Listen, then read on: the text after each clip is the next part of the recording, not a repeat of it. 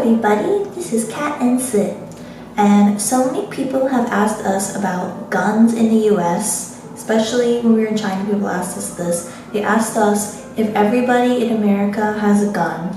And before we start this video, I just want to go ahead and answer this.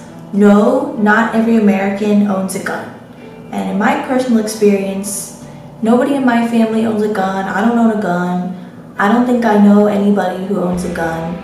And Sid also told me he doesn't know anyone who owns a gun from him being here for like 7 years. So yeah, not everybody owns a gun in the US. However, there's still a very significant gun culture here in the US, and this goes back to when the US was founded actually. So in the Constitution, which is this very important document that they wrote right when they were trying to become independent from the British, they put in as a Second Amendment the right to bear arms. So the reason why they put this in is because initially the US did not have an army. They only had civilians who would arm themselves and come together as a militia to protect themselves, protect the colonies. And so the British, several times they tried to disarm the colonial militia, and this really made the colonists angry and they did not like that. So this caused them to try and become independent from the British. And consequently, they wrote the Second Amendment, the right to bear arms, into the Constitution as a right. And the Constitution is very, very difficult to change. So it's pretty unlikely that the Second Amendment will ever really be changed. The Second Amendment, I feel like, is very representative of American individualism. So wanting to protect yourself with a weapon instead of leaving it up to the government to protect you. At that time, the US was still a very kind of wild country. It's very undeveloped. It didn't really have anything. So guns were necessary for practical reasons. So people were using them for hunting. That was a big source of food, and also for protection. So against like wild animals or any unfriendly people who they might need to protect themselves from. So at the time, guns were very necessary for survival. So those are some of the reasons why Americans have guns in the first place.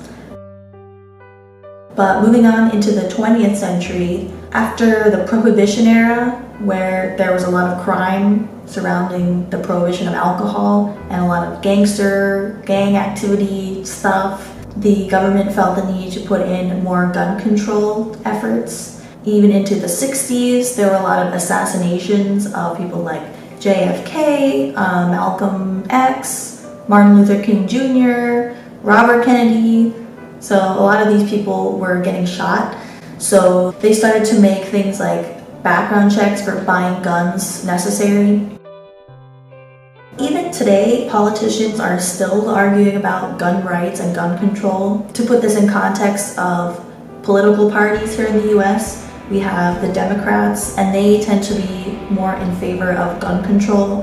And then on the other hand, we have the Republicans, and they tend to be more in favor of gun rights. So as I've mentioned in previous videos, these two parties are kind of constantly battling with each other in a sense.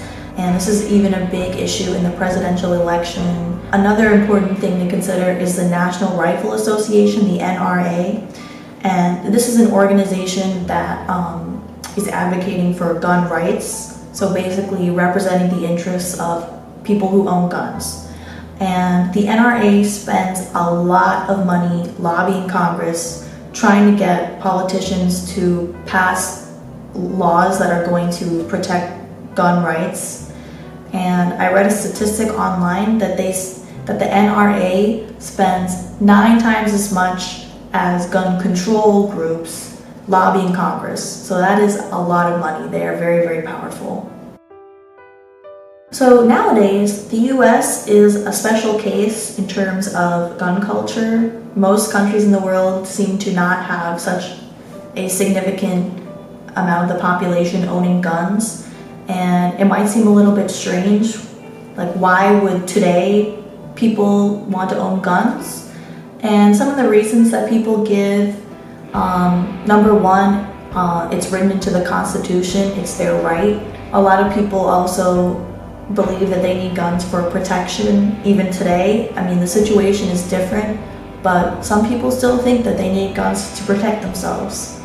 And another reason would be a lot of people like to participate in hunting as a sport, and that's a very American pastime, I feel like. I'm sure you all have heard about all the shootings and accidents involving guns that happen in the US all the time. So the reaction to those events, that people who own guns and are for gun rights, the reaction that they have is guns are not responsible for killing people. People are responsible for that, and they think that stricter gun control is not going to solve the problem.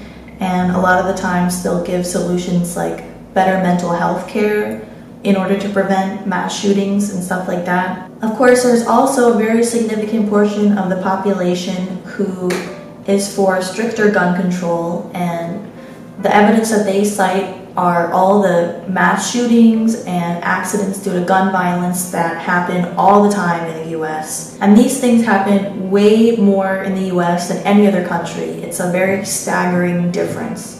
They think that if we make guns less easy to access, then we'll be able to prevent all these tragedies from happening.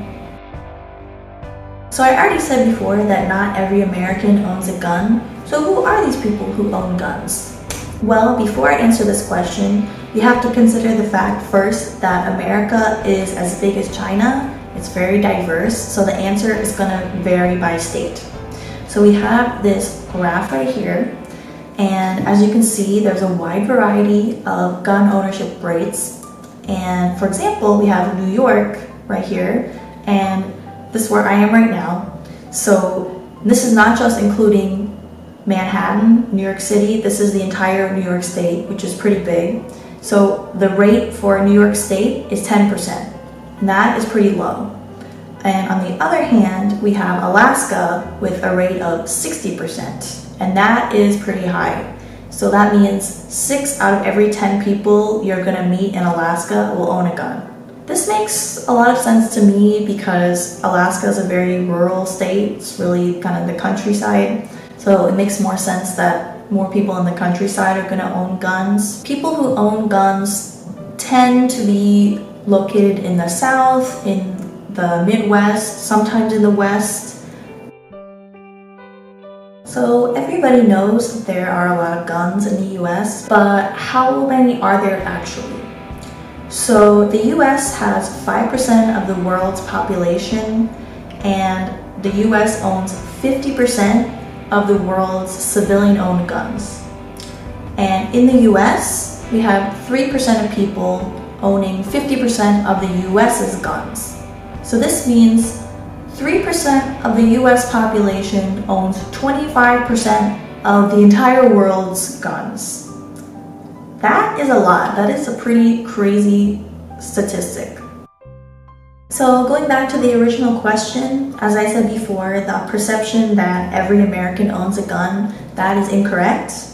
But that doesn't mean that it's not a really, really big issue here. I mean, I feel really safe most of the time. Sid says he feels really safe most of the time in terms of guns. So I just want to say, if you ever come to the US, you don't really need to worry that much about guns, especially if you're in the big city. You're probably not going to see guns except if a policeman has one. So just don't worry too much. Feel free to come to the US. If you come here, just have a good time and don't be too scared of guns. It's okay. So to finish off this video, we want to ask you guys a question.